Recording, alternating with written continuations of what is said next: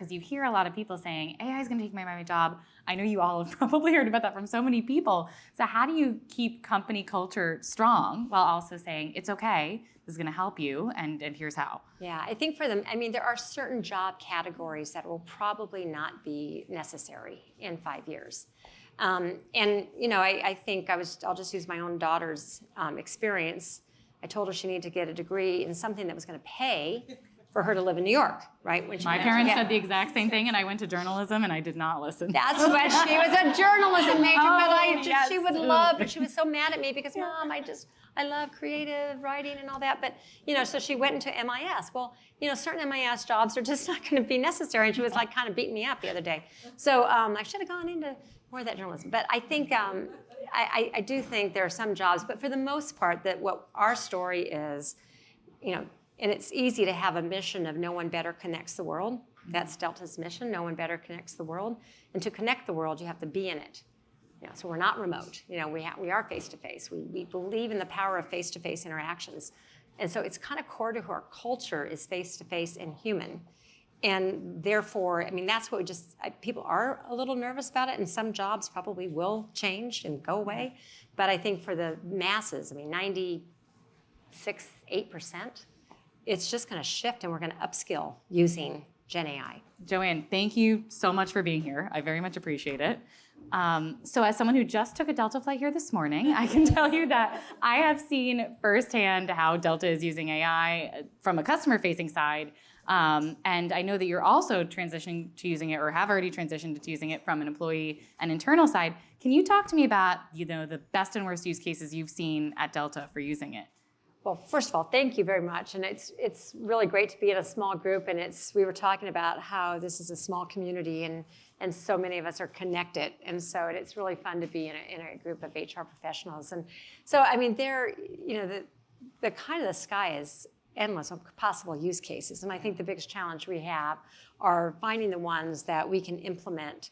There are some big kind of secret ones that we can't talk about that are going to take some time. We're building partners. But then there's a lot of little use cases that are just going to make what we do, and with our partners, ServiceNow is one of them. It's just kind of just the day-to-day jobs easier and get back to the old-fashioned good old work of HR. And I think that is kind of what my most exciting use cases are, is when we can get the tools in our HR business partners' hands to do kind of stuff that they have to hunt all over for and make decisions on, when there's probably someone that has done it before and can benefit from that decision. And when the model learns and how much faster that can go, makes our HR BPs more strategic.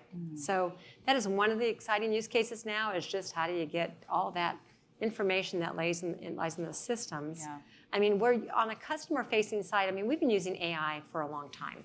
But one of the challenges I see is there's varying degrees of understanding of generative AI, and the step change function and what it's capable of doing versus data science and analytics and machine learning. So that is something. So we're using one method of really not so much generative AI yet, but with our customer-facing jobs that are on the phones. You know, so all of our policies are procedures, and we handle calls for KLM and Air France and Aero Mexico. And some policies are a little different whether you fly that airline. Maybe it's as simple as a pet in cabin. Might be different restrictions on an airplane with this size under the seat versus this size. You know, so our agents used to have to kind of go through so many documents to find the right answer. So we've had roughly 6,000 interactions of making those answers better and faster, better service for our customers. Oh, very cool. What do employees, do they come to you and say, hey, Joanne, I wish I had this thing that would make my life easier, and can we use AI to do this? Is there a top thing that they say to you with that? Well, I think the employee needs are always, and we live in the airline business, so one of the best benefits and why people are attracted to the airline business is travel. So we make the world accessible. And what they'd like to do is be able to predict, because as an airline employee, you go behind the revenue-paying customers. What they want to do is predict, am I going to get on the flight with some certainty? And some of the things that happen last minute at an airport, if some folks move their flights up early, they go standby, they stand by for an earlier flight, that moves that employee down that pecking order. So if we can be more predictive in our travel benefits for our employees, that's a huge benefit. But again, I don't know that is yet generative AI. I mean, that is using machine learning and AI, but what employees aren't asking us yet, but they will, is I've got these skills, I need those skills to get this job, and how can learning models be adapted to me and my personal learning style? That's game changing. Speaking of skilling, because I'd love to talk about that, how are you using it currently to upskill AI or upskill your employees and attract new ones to the company? So, for the past 2 years, we have been using the time, and we're a business that doesn't really have a lot of attrition. I mean, we're pretty stable. We have modest growth every year. The pandemic kind of changed that, like this, but typically, we are, modest growth, not a lot of turnover. So we use the pandemic as a time to look at all of the inventory of the skills for the 450 plus jobs that we have at Delta. I mean, some jobs, pilot, mechanic, flight attendant, but then there's varying degrees of mechanics. And then for our strategic jobs and our merit positions, there are so many different an revenue management analyst is different than a airport customer service analyst is different. So we've been using this time to really inventory all of the skills required for the job, then actually have built a skills base for you to input what your skills are. Mm-hmm. So the skills first approach that we've been on for the last year is really taking off, and we're now developing a talent hub. So you can see these are the skills I have, this is the skills I need. It's much more transparent. How do I get from job A to job B? The future, when we're able to actually use our own data and our own policies and our own culture, values, and build that information internally, then the power of learning, how you can use generative AI to adapt my style of learning and what skills I need to the content. I mean, we have hundreds of thousands of learning and development on-ramps every year. I mean, people are using our systems, but they're not customizing it and to the way that AI is going to allow us to customize it. I was at our Most Powerful Women Summit in California last week, and we had this great conversation about AI and using it to hire a diverse workforce and who's doing it, how they're doing it. Are you looking at that at Delta, and has it helped? Has it hurt? How do you look at bias in AI? Yeah, I mean, that is one that I think we're all struggling. So I know that there are some experts here at the table, and I'm probably way far down I'm not that expert at it. We used it for, years ago, we were, dabbling a little bit more with AI in the interview process. We interview all of our candidates face to face. But we were dabbling a little bit with AI. But the regulatory issues are going to be, something of a challenge, but also, our value, we are a deeply rooted values company, so we never will take the human, out of that human resource hiring, and human is going to be in the loop. But we can't possibly go through 2 million applications for 10,000 jobs without use of some AI applications, behavioral assessments. So we do rely on our partners a lot. As many of us in the room, at least maybe not many of us, Delta has limited capital. And as HR leaders, I'm sure we've heard this story, it's always tough to kind of debate with your customer service people who's going to get the capital. Mm-hmm. And so we have to be able to depend on our partners, thank you very much, some of you are here, to kind of build those solutions within those tools that we will be using. Interesting. Where do you think is the biggest pitfall that you see of using AI and implementing it at Delta? Well, I can't speak right now at Delta, and if my boss was listening right now, and he might, I would say, we need to learn it, right? I think he knows it. I think the biggest issue is we got to have a level of understanding and change management that's going to be required. Because the pitfall to me is you don't want to go chase the shiny objects and get on this train of AI, generative AI. But then, you really have to understand what it can do for you and what you want to bypass on. Don't feel like you have to rush to it.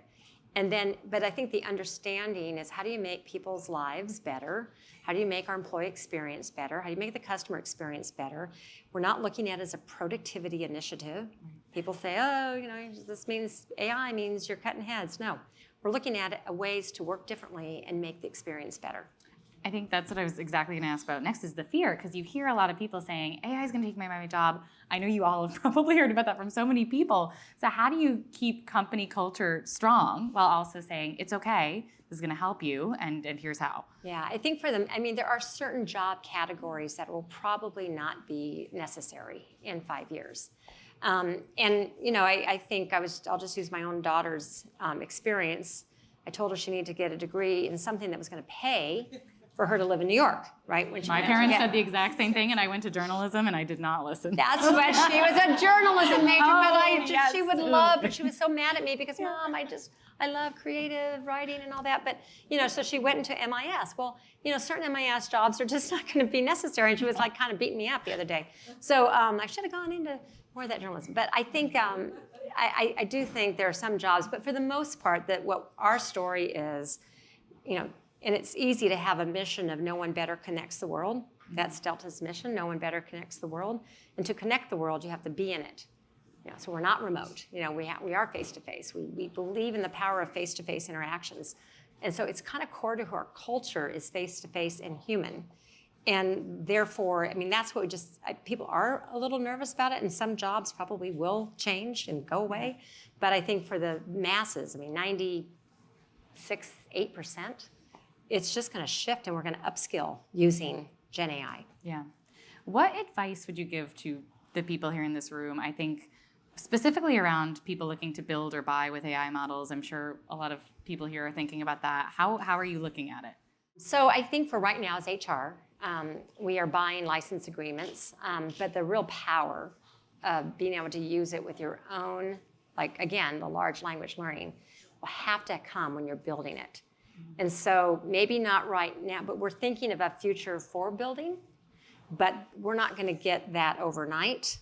And so you'll buy the things that will be just really transactional opportunities to make things go faster and slightly better. But if you really want to make I use learning and development a lot. If you really want to start, customizing to your data, to your policies, to your culture, you're going to have to build some of that internally because we're firewalling, off everything else, right? So, but I think it's going to happen, and it's just for HR at least, we're not going to get the capital prioritization right yet. So we're going to depend on a lot of the build. Of the buy. Yeah. All right. And last question for you, Joanne.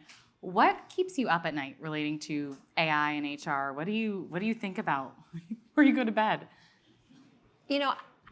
I'm not, I think what's the threat in society is I think that there are some real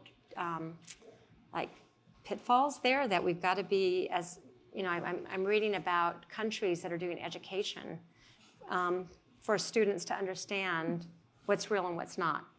So I think I'm more worried kind of societally, what are we teaching our students, and how do you start to prepare for it?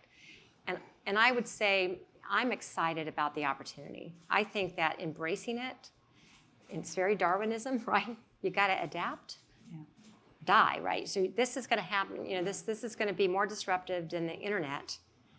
It's not going to happen overnight, but we're all going to have to adapt. Perfect. Well, thank you so much, Joanne. I appreciate it. And now we're going to join for our table discussion and open up to everyone. Thank you. So thank you all all very much.